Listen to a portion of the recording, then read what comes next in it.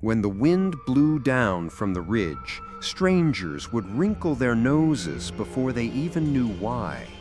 It wasn't the scent of moss or wet bark, nor the reek of livestock or rotting leaves. No, it was thicker, sweet, cloying and warm, like milk left too long in the sun. To the people of the highland village of decay, it was sacred. To outsiders, if any made it that far, it was revolting. The villagers would say, "That's the breath of the earth. That's the scent of life itself." But travelers whispered, "It's the stink of death, of something that should have dried up long ago."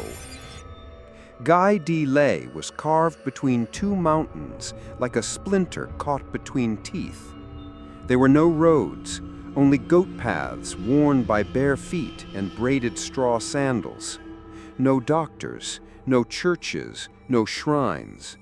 Just a single ancient tree standing hollow in the village's heart, the cradle root. The people believed breast milk was the earth's holy gift, but it was not to be wasted.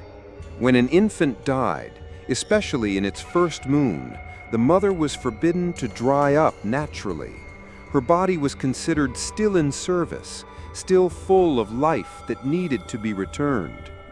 So came the feeding rite. Bound at the waist and breasts, the grieving mother was taken to the cradle root, where she would kneel and nurse the earth itself. Not for one day, not even two, until her milk ran dry, until her grief could not be squeezed anymore. If she refused, the land would spoil, the calves would be born without tongues, the river would sour, and worst of all, the soil would remember. No one defied the feeding rite, no one except Yara. Yara's house sat at the edge of the village, on an old mound once used for burial fires. It was said the soil there still steamed on cold mornings and smelled faintly of scorched bone. That morning, the village women came in silence. Their footsteps were soft, respectful, but their faces held a single shared expectation. Yara must perform the rite. Her son had died 2 nights ago, just 3 days after birth. The boy had been beautiful, full head of black hair, eyes that never closed fully, and a cry like a hawk tearing through fog. Now, there should have been wailing, there should have been incense. But instead, the house was too quiet, the curtain drawn, the air stale. Yara sat on the floor near the altar, her back to the door. In her lap was a bundle of violet cloth, gently rising and falling. Her breasts had soaked through her blouse. Milk dripped onto the wooden floor in slow, deliberate drops. No one spoke, not at first. Then the village midwife stepped forward, her voice brittle with age and mourning. "Child, it's time. He's gone. You must feed the earth now. You must let him go." Yara did not turn. She clutched the bundle closer. And then, a sound, so soft it could have been imagined. Suckling, wet, rhythmic, alive. One of the younger women gasped, covering her mouth. A baby outside burst into tears. The midwife took a single step back, her mouth trembling but silent. Then she gestured for the others to leave. But as she passed the window, her clouded eyes caught something that made her stop. On Yara's altar was a new wax effigy, a small baby carved in fresh detail. Its mouth was open, lips parted, reaching for something, for someone. That night, the cradle root began to weep. From its bark leaked a thick white fluid that clung to the roots like marrow. And by dawn, the villagers began to hear crying beneath their floorboards. Grief should fade. That was what the old songs said, what the midwives hummed while wrapping dead infants in river grass. Sorrow was a season, they said. Even the heaviest rains dry eventually. Even the sweetest milk turns sour if left unspent. But Yara's grief did not rot or sour. It ripened. She refused to hand over the body. When the midwife came the next morning with the ceremonial bindings and herbs to begin the feeding rite, the door was bolted. Yara didn't answer, didn't cry, didn't scream. She only whispered, "He's not gone. He's sleeping." By the third day, the baby's body should have been limp, bloated, cold. But what the neighbors saw through the cracks in the walls told a different story. Yara still nursed him, held him tightly to her chest, cradled in swaddles of black wool and dried herbs. Her voice, a low, steady hum, carried through the floorboards each night, lullabies meant for the living. And in the stillness came the sound again, suckling, wet, slow, like something not dead enough. No one dared intervene. It wasn't just pity that kept the villagers away, it was fear. They whispered it among themselves, quietly at first, then with tremors in their throats. The milk hasn't stopped. The cradle root is sick. Her child, he's still drinking. Then came the animals. A goat gave birth to a kid with no tongue and 3 rows of human-like teeth. A litter of piglets were found curled around their dead mother, each one bloated, their bellies leaking milk instead of blood. A lamb cried with a voice that sounded far too close to a child's wail. The midwife, once the pillar of order, no longer spoke. She had gone to the cradle root alone one night and returned at dawn with her mouth full of white blisters and her eyes rimmed red. Since then, she only scrawled messages in coal and string, and her favorite one appeared on her wall again and again. Milk is memory. If it flows where it shouldn't, something remembers that shouldn't. Yara didn't leave the house anymore. She no longer fetched water or burned the customary death incense. The wooden basin beside her bed overflowed with wet cloths and spoiled milk. The smell of decay should have come, but it didn't. Instead, it was that same sweet scent, thick, maternal, clinging to every corner of her home. Her skin grew pale, her eyes darkened, but her breasts, they only grew fuller. Sometimes she wept while feeding, not because of sorrow, but because she feared the hunger never stopped. Even when she was empty, he suckled. Even when there was nothing left, she heard him cry louder. She began to see him moving. It started with twitches, his fingers curling too tightly around her finger. Then a jerk, a convulsion. One night she awoke to find him propped up on her chest, staring. His lips blue and cracked, still latched. He might open his eyes fully. And meanwhile, outside, the cradle root continued to leak, not just milk. Now it wept blood, too. It started with a tingle in the chest. First, the young bride of the weaver, barely 16, never pregnant, woke in the night to find her blouse soaked through. She thought it was sweat, until she touched the damp cloth and brought her fingers to her nose. Milk. Warm. Thick. Hers. She hadn't nursed anyone. She hadn't carried a child. And yet, her body remembered something it never had. By the end of the week, 14 other women in Guy de Lay reported the same affliction. They whispered to one another in shame, hiding stains behind shawls and changing their bedding in secret. Young, old, married, widow. Even a crone, whose womb had long withered, began leaking milk from breasts that hadn't been touched in decades. Some only trickled. Others bled with it. It wasn't just white anymore. Some lactated pink, some black. One woman collapsed in the fields, her chest spurting like a burst pipe, eyes wide and glassy as her ribs rose and fell like she was being suckled by the sky itself. The village men tried not to notice, but how could they not? The scent was everywhere now, thicker than pollen, more pungent than smoke. Their livestock grew restless. Bulls refused to mate. Dogs howled at empty cradles. And the children, those still alive, stopped nursing altogether. They cried at the breast, turned away in terror, mouths blistering with white ulcers. The midwife wrote it down in red dye on goat hide, then pinned it to the cradle root. Too many mouths, too few memories. The mother is leaking into everyone.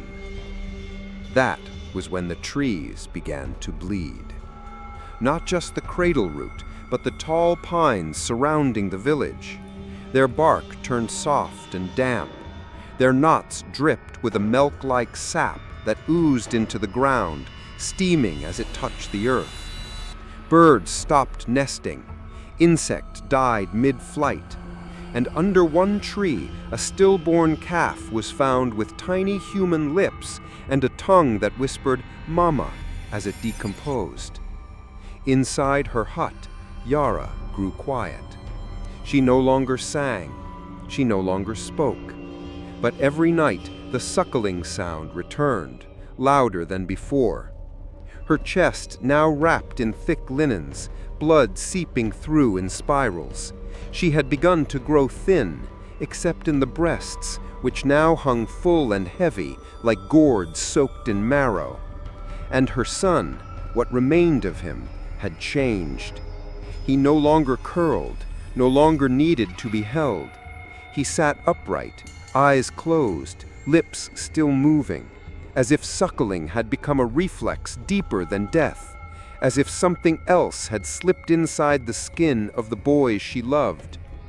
The women who leaked began to dream of her. They saw her in the trees, in the mist, in the cracked floorboards beneath their homes, always holding the child, always offering her breast, and always whispering, "He's still hungry, but not just for me." That was when the first woman vanished. The baker's wife found a trail of milk leading from her bed to the edge of the forest. No footprints, no signs of struggle. Only her nightdress and the single infant tooth, still wet, curled in the fabric like a seed. And the next day, her husband began to leak too. Trees are supposed to sleep. In the long nights of the highlands, when the moon sinks behind cloud-wrapped cliffs, the pines curl inward, their branches stilled by frost and silence. But cradle root never slept. Not anymore. At first, it was just the milk. It leaked in slow streams down the bark, sticky and white, soaking the moss beneath like spilled baptism. But then came the steam, rising in the cold, curling like breath from a mouth that had not spoken in centuries. Then the groaning, soft at first, then louder, as though something deep beneath the earth was twisting, stretching, stirring. Children woke screaming in the night, clutching their bellies. A herdsman collapsed near the base of the tree, his boots fused to the mud, and when they pulled him free, the souls had melted. He swore, before dying, that the tree had opened an eye. The midwife, long silent, scrawled another message in ash across her own front door. It remembers who didn't feed it. Cracks appeared around the base of the cradle root, not random, but spiraling, like the soft swirl of a newborn skull. From them, a strange lichen grew, white and pale pink, textured like tongue. When burned, it didn't turn to ash. It curdled, releasing the stench of spoiled breast milk and the wail of something fetal. By the second week, symbols began to appear, not carved, but pulsing. Circular shapes ringed with teeth, crude stick figures of women offering something from their chest to an opening in the soil. And everywhere, beneath the bark, in the dew, even inside the mouths of newborn lambs, a single mark repeated again and again. This, a downward triangle, the ancient symbol of womb, of earth, of feeding, of return. The village priest, who lived a full day's journey down the ridge, was summoned by letter. He arrived with incense and iron bells, his white robe spotted with mud by the time he reached Guy Delay. But when he approached the cradle root, he fell to his knees, not in prayer, but in vomit. He choked out, "This isn't a tree, it's a mouth, and it has been chewing for centuries." That night, Yara did not feed. She sat still, arms limp, gaze empty. Her child, if it could still be called that, lay in her lap, too still, too cold, too quiet. And for the first time in days, there was silence in her hut. But outside, the cradle root began to shake, not in anger, not in hunger, but like something preparing to give birth. The ground cracked, milk bubbled from beneath the stones, and from its roots came a sound no one could forget, a deep, gurgling suck, like air being drawn through a throat that had never breathed. And then a cry. Not from Yara, not from any child, but from the tree itself. A wailing sob, ancient and layered, made from hundreds of voices, all calling the same word. Mama. The villagers bolted their doors, but the sound passed through wood, stone, bone. The women who leaked curled on the floor, clutching their breasts, crying as they emptied onto the soil. The cradle root would not sleep. And now no mother in Guy Delay would either. She had once delivered every child in Guy Delay. From breech births to stillborn twins, the old midwife had seen more blood and breath than any priest, more pain and praise than any man in power. She had held dying babies to her chest and whispered names into their ears so they wouldn't enter the next world unnamed. Her hands had bathed newborns in ash water and milk, tied belly towards with goat sinew, and sung the first lullabies every mother would weep to remember. But now, she sat in her hut, hands shaking, lips sealed shut, not with silence, but with thread. They found her on the 12th morning. The door to her hut was ajar, creaking. Inside, the walls were smeared in lines of dark brown ink, not paint, not blood, but milk, thickened by time and rage. Strings of human hair were tied into knots and hung like charms from the ceiling, and in the center, curled in a broken wicker chair, sat the midwife, eyes open, mouth sewn, needle still lodged in her palm. No one knew if she had done it to herself, or if something had stopped her from speaking. What she left behind were scrolls, old hide documents, rolled tight and stuffed into hollowed gourds. They weren't in the village tongue. They were written in the mother script, a language older than speech, used only in ritual, passed from midwife to midwife like milk down a bloodline. The village's old record keeper, long retired, was summoned. He took days to translate the symbols, and when he did, he refused to eat or sleep again. Here's what the midwife had tried to tell them. There was a milk mother before, and she lied. She hid her child, fed him past death, gave him life that wasn't hers to give.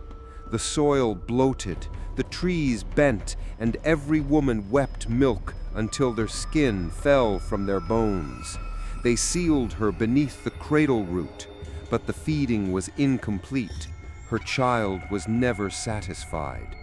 The script ended in a smear of dried saliva and a word repeated over and over: growing. Yara had not spoken in 5 days. She no longer answered the villagers who knocked. She no longer looked at the moon. But the suckling had returned, and with it a new sound: gnawing. Inside her hut, her body began to blister, not from heat, but from something inside, moving beneath her skin like milk trying to escape the wrong vessel. Her ribs creaked, her veins turned white, and on her chest, just beneath the skin, small teeth marks appeared in the shape of her son's mouth, over and over, like he had latched there from the inside. The cradle root responded in kind. It swelled. What had once been a tree was now more like a swollen organ, pulsing visibly beneath its bark. Villagers who got too close reported hearing a heartbeat, not their own, and felt themselves let down, as if they were nursing an invisible child. A woman fainted near the roots. When carried home, her blouse had been soaked, and her mouth, once clenched, whispered, "She's not mourning anymore. She's making room." The midwife's hut burned that night. No one claimed responsibility. Some said it was a mercy to return her body to the earth with fire. Others believed it was to erase what she had tried to preserve. But the next morning, where her hut had stood, they found milk pooled in the soil, untouched by ash, and in the center of that puddle, floating silently, was a newborn's tooth, still red at the root. The milk mother had once been buried beneath the cradle root, but now something was different.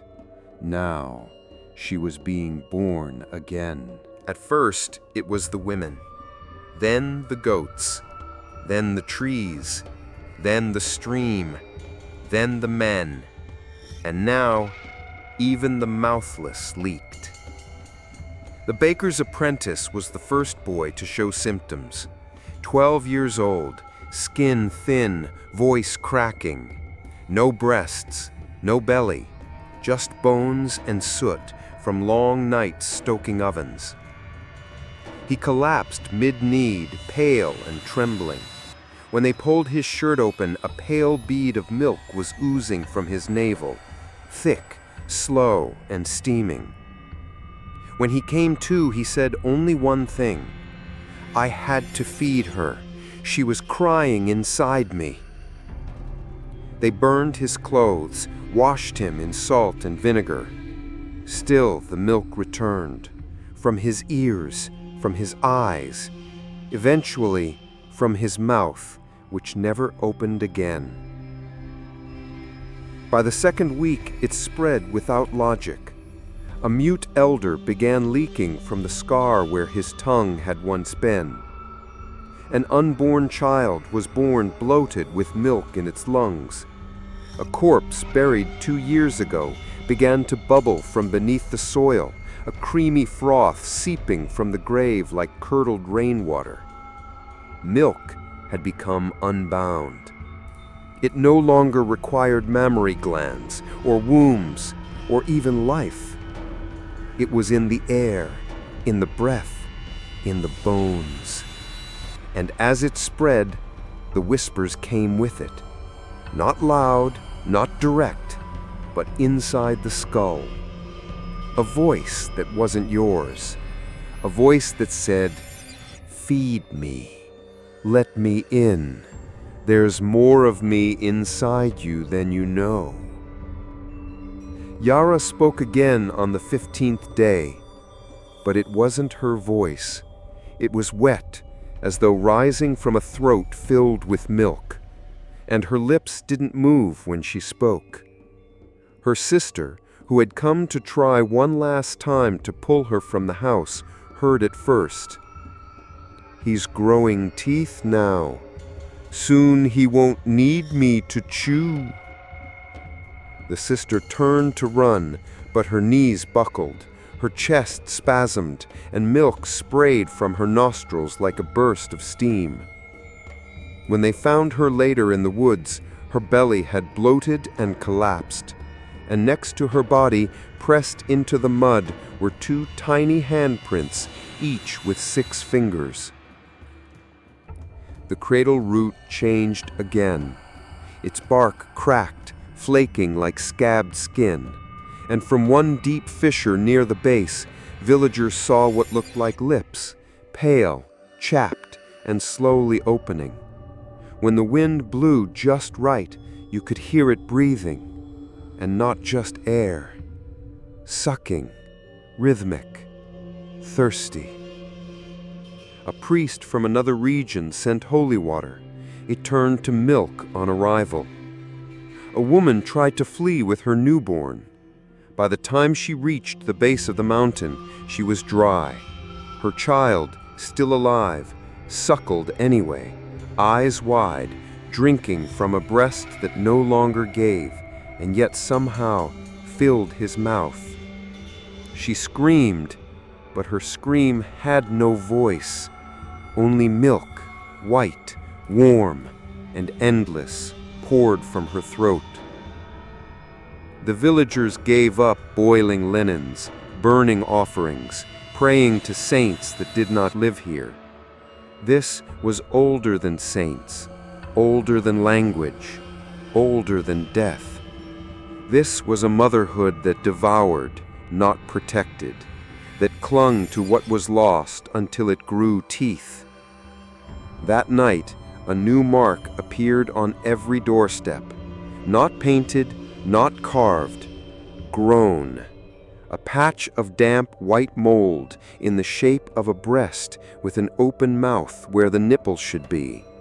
And beside it, written in watery milk, a single word: mine. It began beneath her shoulder blade, a bump, then a swelling, then a full, swollen mound that pulsed like it had a heartbeat of its own. By the next morning, it had formed a nipple, rosy, wet, and already leaking. Yara did not scream. She simply turned to face the wall and whispered, "He needs more now."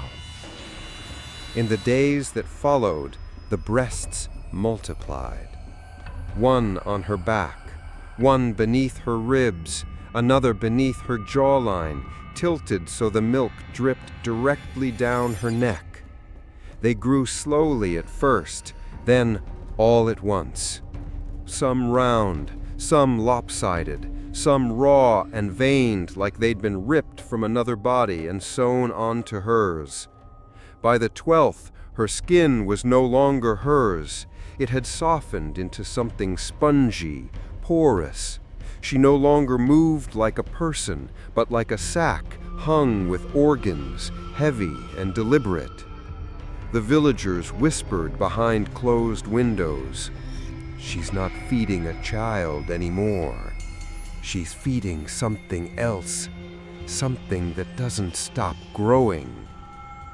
Then came the 13th breast. Unlike the others, it didn't form gradually. It opened like a wound, just beneath her sternum, between her ribs, where no breast should grow. It wasn't soft. It wasn't human. Its nipple was black, cracked like a seed husk, and when it leaked, it wasn't milk, but a thick, yellowish fluid streaked with dark veins. The midwife's former apprentice, one of the last still sane, saw it once, just once, before fleeing the hut and never returning. She swore that the 13th breast latched itself. It moved, it fed on her, not the other way around. Yara no longer needed to eat, no longer slept. Her skin had taken on the hue of soured cream. Her eyes, now milk white, stared through walls. When she walked, the earth pulsed beneath her feet, as if recognizing the weight of what she carried. And her son? He was no longer visible. Wrapped in layers of damp cloth, fed from all 13 nipples, he had ceased to resemble anything born of a womb. Some claimed they saw fingers, but too many. A head, but no face. A mouth, but it grinned with milk teeth all the way to the throat. On the 15th night, she began walking. No longer confined to the hut, she stepped into the village center, barefoot, swollen, dripping. Her breasts trailed milk like snails leave slime. The children cried in their sleep. The women fell to their knees, leaking milk that steamed in the cold air. Yara said nothing, but the 13th breast twitched. And from somewhere deep inside her torso, a giggle came, not hers. "Mama, I'm not full yet." The cradle root responded instantly. Its bark cracked wide open, revealing a hollow chamber lined with something between moss and flesh. The roots twitched like nerves. The milk that once gently leaked now flooded, carving paths into the soil like veins made of rot. Inside the root, the symbols changed. The downward triangles became open jaws. The spirals turned into umbilical cords. And at the center, one word burned into the wood itself: return. Return to what? To whom? The villagers didn't know, only that Yara was no longer Yara. She had become something else. Not a mother, a womb, a living, walking cradle. And inside her grew not just a child, but a hunger, one that would need more than milk, one that would soon begin to chew. It began as a hum beneath the feet, faint at first, like distant bees or a hollow flute caught in wind. But the villagers soon realized it wasn't coming from the air. It was rising up from the ground, from the roots, from the soil, from the graves. The first to hear it clearly was an old man digging potatoes. He thought the blade of his spade had struck stone until the earth moved beneath him. Then came a muffled cry, wet, rhythmic, infantile. "Ngenya motdile joidak," he whispered to his wife that night, pale and shaking. She laughed, until she went to fetch water and heard her own name whispered through the mud. By the end of the week, no one stepped barefoot anymore, not because of cold, but because the soil pulsed back. It rose and fell like breath, sometimes warm, sometimes sticky, like something deeper was trying to reach the surface. Children refused to sit on the ground. Even dogs barked at empty patches of field.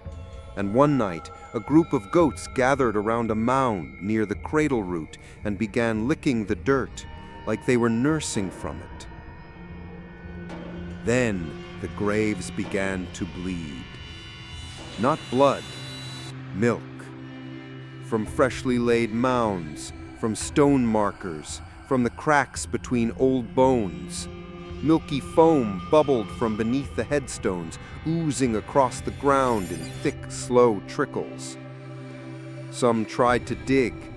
What they found wasn't right.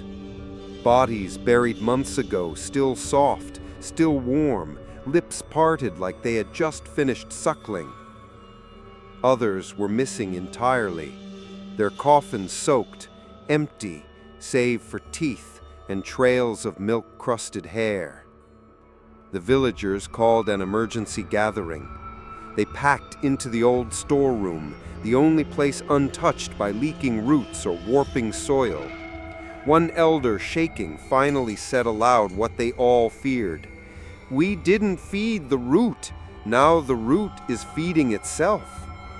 Another wept as she confessed, "I heard my baby crying, but he died last year.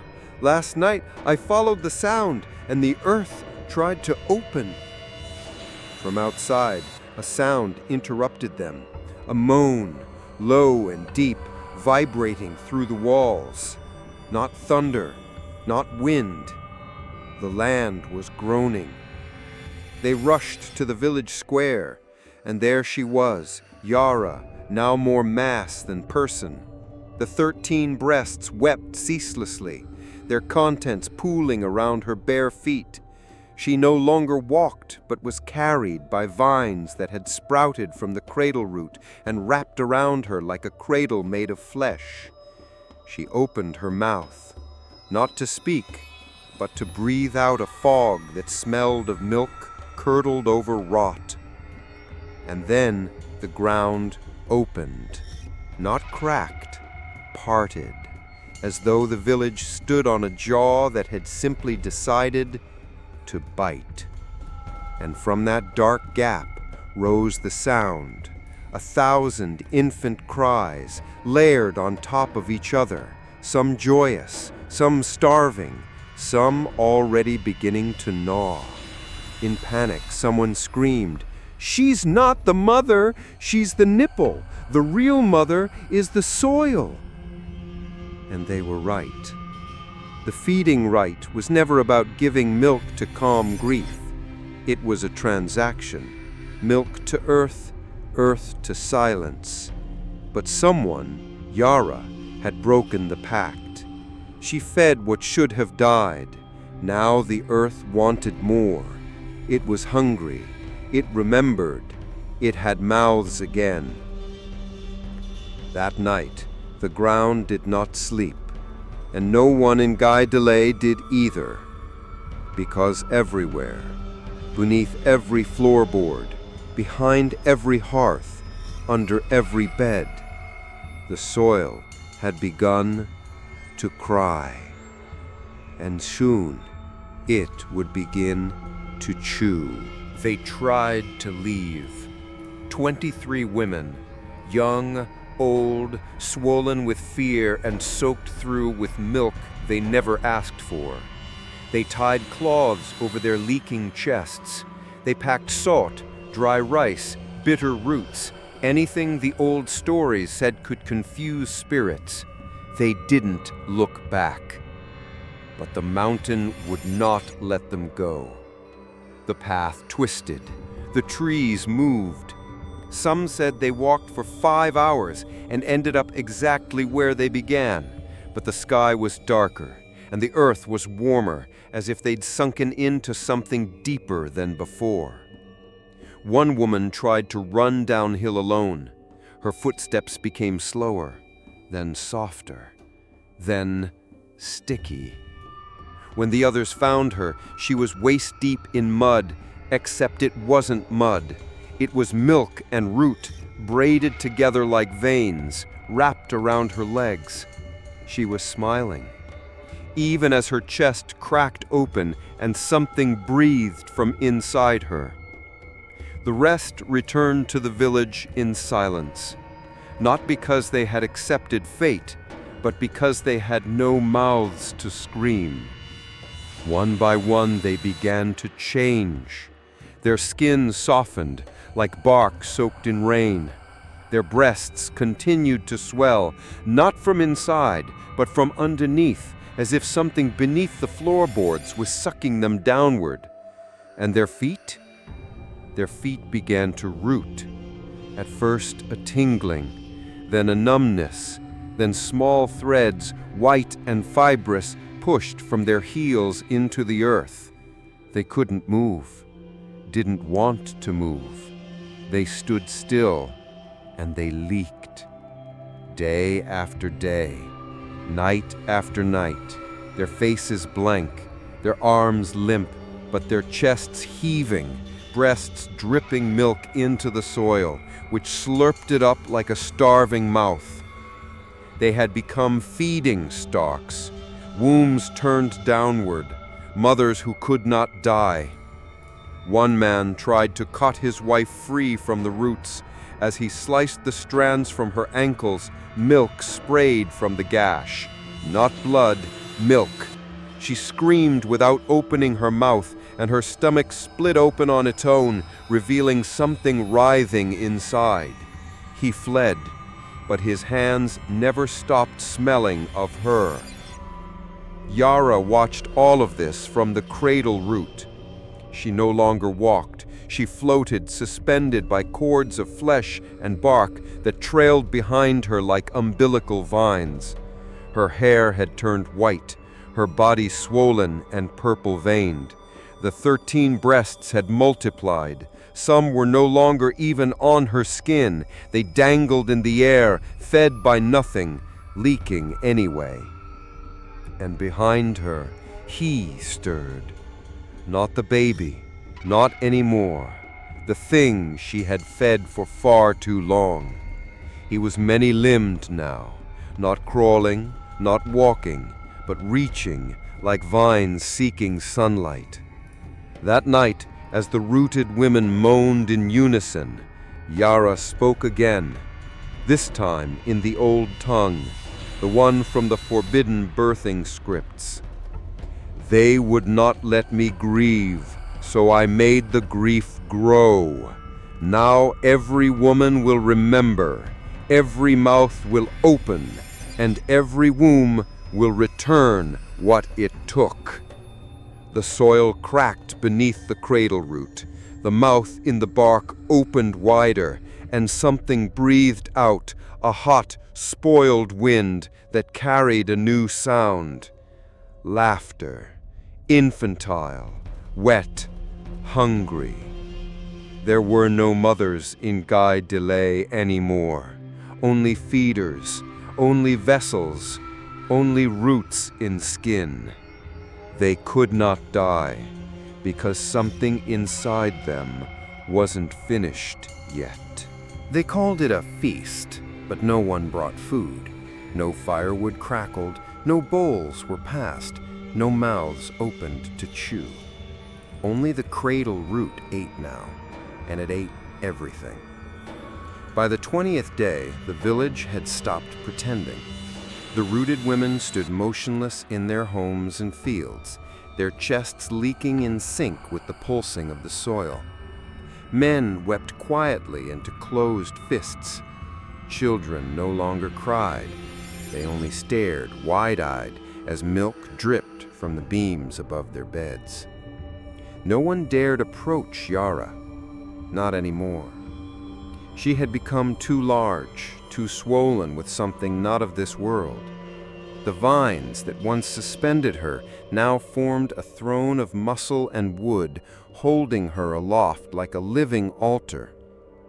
And below her, coiled in the pit beneath the cradle root, the thing she fed began to rise. It did not crawl, it did not walk. It slid, like birth, like something returning from inside a womb that never ended. The elders gathered one last time. They brought the old stories, the ones never told out loud. They spoke of the first milk mother, a woman from centuries past who had done what Yara had done now, kept nursing after the child had died, refused to give the milk back to the earth, and turned her love into a seed too stubborn to rot. They buried her beneath the cradle root, but they never buried what she had made. Now that hunger had returned, and it was time to feed it, not with milk, but with bodies.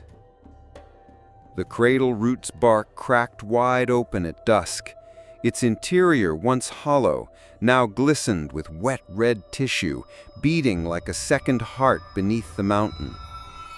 The vines spread through the village like veins, creeping under doors, through windows, along rooftops.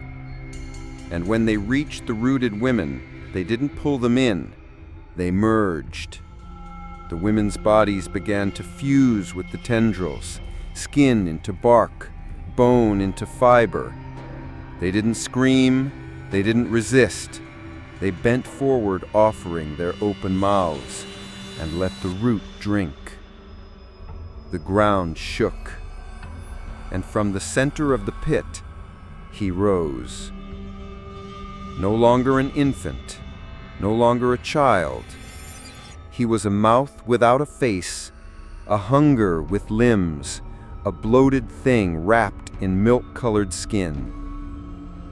He had no eyes, but he found people anyway. He had no ears, but he answered every thought, and when he reached out, the people stepped forward. No one forced them. There were no bindings, no knives, just a voice in their minds as sweet and warm as their own mother's lullaby. Come closer. You were always meant for this. Let me grow. The first man walked into the cradle root with open arms. He was swallowed whole. The second, a girl of 10, offered her hand. The root wrapped around her like silk. When she disappeared, a new vine sprouted from the ground where she had stood. Then a third, a fourth, a fifth, and still he grew. The feast had begun, and the village was the table. Each offering made the throne of Yara expand, her flesh melting into the root, her breasts feeding not from inside her, but from what the tree absorbed. She had become the mother of a god, but not the kind that saves, the kind that devours. By dawn, half the village was gone, and the cradle root had bloomed. Yes, bloomed. Its twisted limbs now opened like petals, revealing a cavern inside, slick and warm, where screams echoed backward and became cries of birth. But nothing was being born, only rebuilt, only rewoven, only fed forward. The soil no longer moaned, it purred. It was full. For now. At first, it only twitched. The 13th breast, black-nippled, veined like old fruit, hung just beneath Yara's sternum. It pulsed irregularly, like a second heart. It leaked not milk, but something thicker, amber-hued, sour, clotted. No one dared touch it. Even the vines that carried Yara's body above the pit steered clear of its skin. Then, one night, beneath a full moon veiled in ash, the breast opened. Not like a wound, not like a mouth, but like an eye. It had no lid, no lashes, no pupil, just a circular slit that parted horizontally, revealing rows of tiny, glistening milk teeth curling inward like pebbles. It did not blink, it did not breathe, but it spoke. The sound was not a voice, but a vibration, like breath forced through bone. It echoed inside skulls instead of air. Those who heard it fell to their knees, not from reverence, but because their bodies could no longer stand under the weight of the knowing. It said, "The first offering has been received. The child is no longer hungry. He is curious. Now he must taste the world." The villagers who remained screamed, not in protest, but in understanding. They realized too late that this was never just about Yara, never just about her baby, never even just about Guy Delay. This was replication. This was invasion, not by soldiers or spirits, but by need. The 13th breast twisted. Its teeth clicked together, forming syllables. You fed your grief. Now your grief will feed the world. Every mother who mourns shall leak. Every child who dies shall rot upwards. And every land that forgot the old ways will remember them in milk and marrow. The midwife's old texts had warned of it, a prophecy almost too grotesque to believe. When the soil drinks too long from love, it will grow not crops, but mouths. And those mouths will want to speak, and those mouths will want to nurse. Outside the pit, far from the cradle root, women across the mountains began to report strange dreams.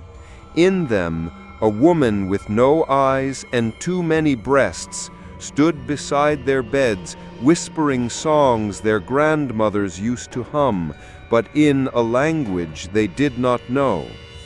A few woke soaked in milk. A few miscarried. And one woman, hundreds of miles away, gave birth to a child with its mouth already open and whispering, "Mama, I've come early. There wasn't enough time, but I was too hungry to wait." The 13th breast continued to speak. Each word felt like a seed being planted into the brain. Each prophecy blossomed into illness, into memory, into madness.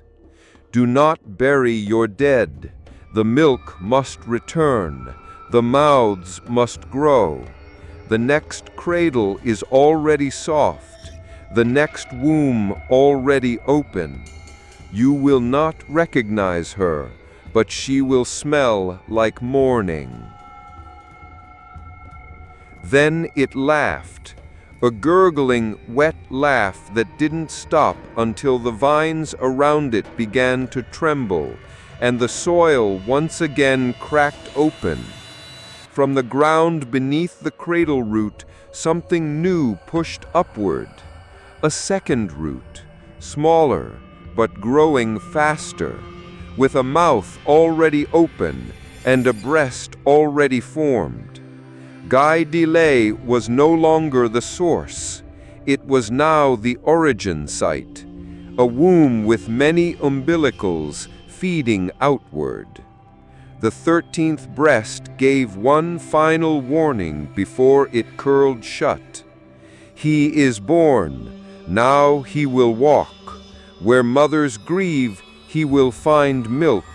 Where milk flows, he will find home. They sent a searcher. His name was Lao, an anthropologist from the lowlands. He had studied disappearing villages, spiritual hysteria, post-grief rituals among highland mothers.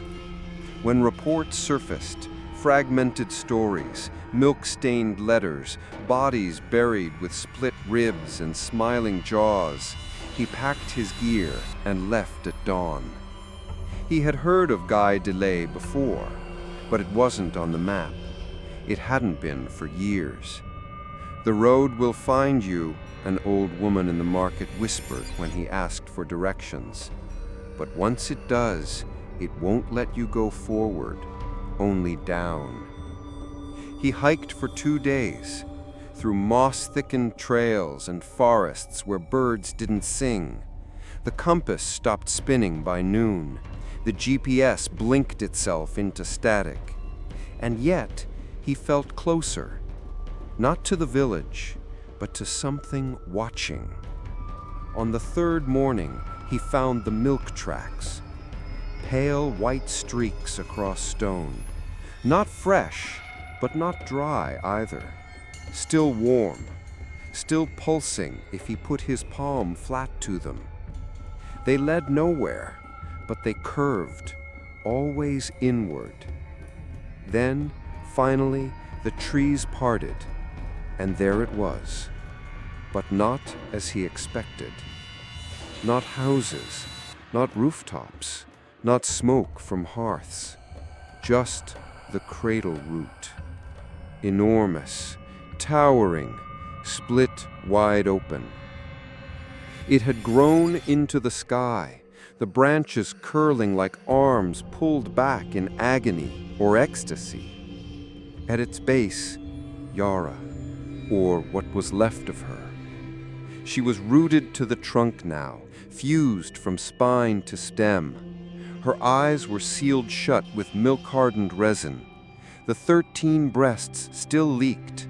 The 14th now sat above her heart, open, crusted, muttering softly in a child's voice. Lau stepped closer. His boots crunched over bones. Not old bones, fresh, soft, small. He raised his camera. Click. The lens shattered. From within the cradle root, a sound bubbled up, like something crawling through a tunnel of milk. And then a voice, not Yara's, not even human. You came to take memory, but memory is what we feed on now. Lau ran, but the path behind him had changed. It didn't curve outward anymore. It coiled, folded, turned inward. He ran downhill and found himself climbing. He marked a tree and passed it again 20 minutes later. His own footprints followed him. The air grew thicker, not colder. His ears filled with the sound of breathing, but no one was there. Then came the milk, dripping from the canopy, from his hair, from inside his backpack.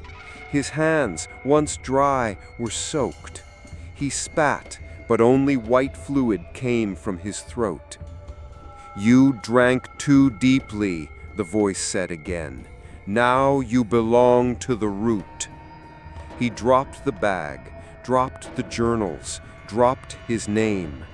And then, in the last moment before forgetting, he saw something. His own reflection in a pool of milk, smiling, holding a child.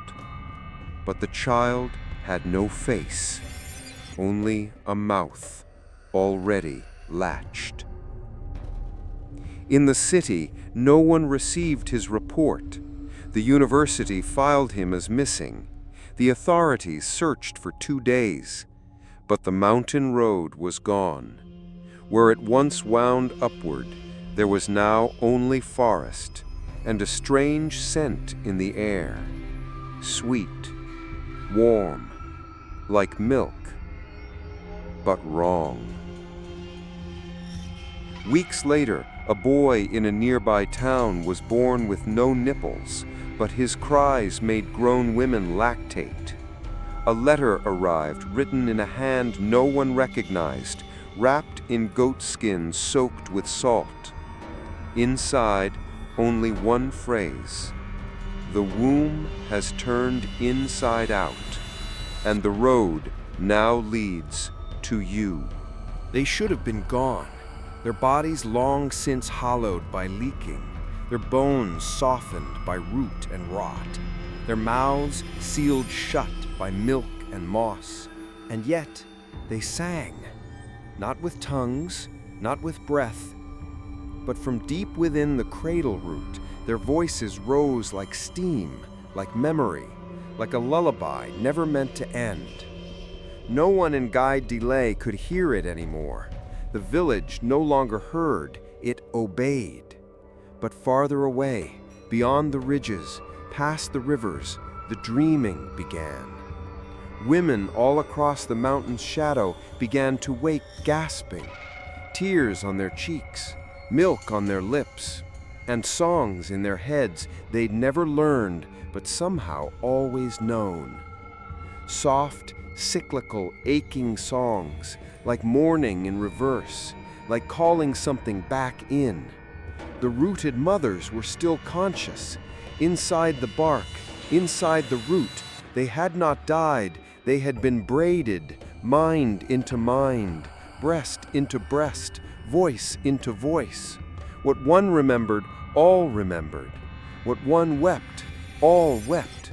What one whispered, all sang. The hymn was not in words, it was in need. In the stretch of skin around a breast too full, in the ache of a womb that would never birth again, in the silence that comes after a child stops crying, not because it's soothed, but because it's gone. That silence was the first note, and the rest followed. In the core of the cradle root, Yara now floated inside a womb of vines, eyes sealed, limbs limp. But around her, the song swelled. The vines pulsed in time, the air thickened with rhythm. Even the bones buried beneath the village seemed to hum with it. The 13th and 14th breasts leaked in sync, each drop forming a tone as it hit the ground. Plip, plip, plap, plip. The song of the hollow mothers, a lullaby with no child to soothe, only a hunger to guide.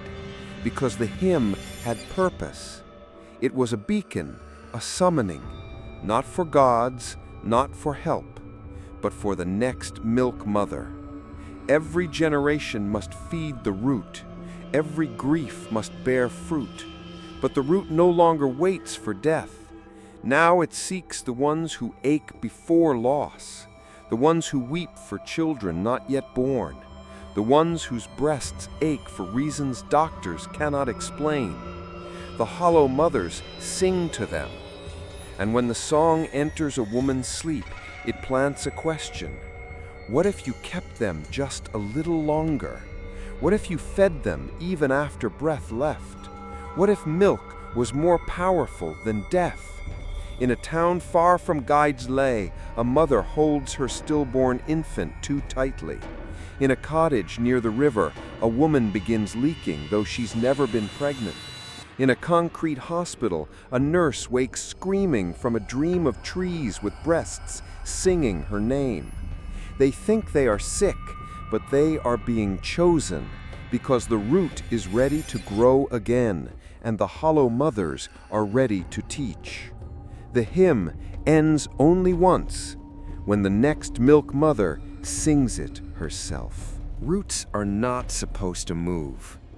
They are meant to anchor, to hold, to remain buried. But this one, this root, was never truly of earth. It had learned to crawl.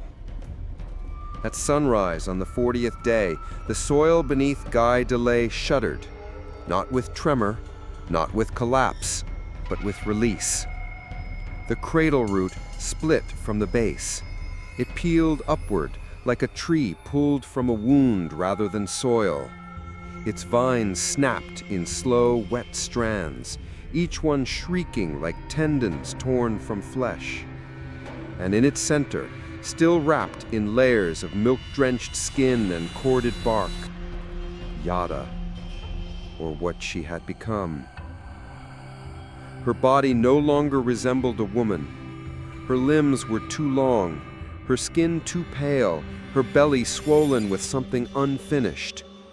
Where her face had once been, a mouth had grown, not vertical, not horizontal, but round, perfect, circular, shaped like a latch.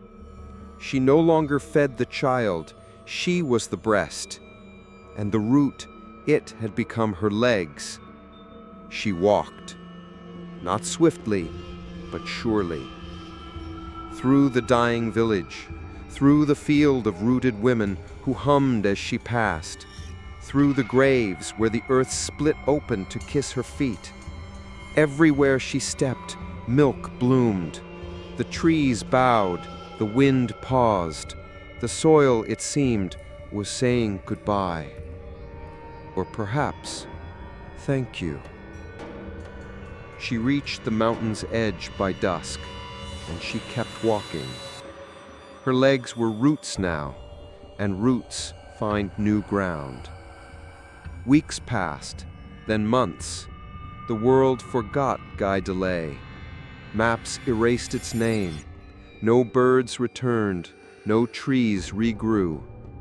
But in a quiet valley beyond the 7th ridge, a new village was born. The land was rich, the women were kind, and no one there had lost a child. Yet.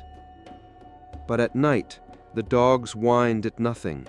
The babies woke with mouths full of milk.